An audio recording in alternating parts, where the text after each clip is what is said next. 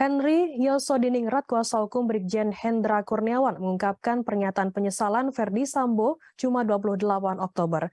Henry mengungkapkan Verdi Sambo mengaku merasa bersalah terhadap 2 anak buahnya, Brigjen Hendra Kurniawan dan 5 lainnya.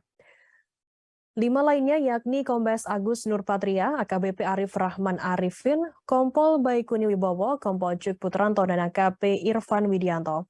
Hal ini terkait keterlibatan anak buahnya dalam obstruction of justice kasus pembunuhan berencana Brigadir Nofriansyah Yosua Huta Barat alias Brigadir J. Henry sempat berbincang dengan Verdi Sambo terkait kasus tersebut. Bahkan Henry menyebut jika Verdi Sambo telah mengakui jika dirinya lah yang merekayasa kematian Brigadir J ini. Henry juga menyebut jika mantan Kadif Propam Polri itu telah mengakui kesalahannya karena tidak berkata jujur kepada anak buahnya soal kematian Brigadir J. Oleh karena itu, Verdi Sambo yang merasa berdosa ini meminta agar anak buahnya yang terlibat dalam obstruction of justice kematian Brigadir J tidak dihukum.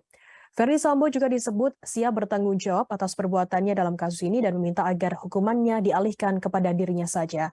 Sementara itu, Henry mengungkapkan alasan mengapa Brigjen Hendra Kurniawan menuruti perintah Verdi Sambo mengganti CCTV. Brigjen Hendra mengira memang benar terjadi baku tembak antara Brigadir J dengan Baradae. Henry juga menyebut jika sejak awal kliennya mengetahui bahwa kasus kematian Brigadir J ini telah direkayasa, termasuk soal pelecehan pada Putri Chandrawati, maka kliennya tidak akan mau menuruti perintah dari Verdi Sambo.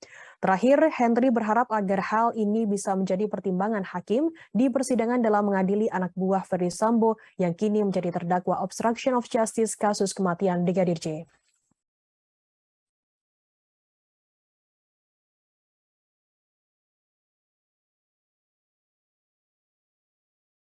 Terima kasih sudah nonton. Jangan lupa like, subscribe, dan share ya.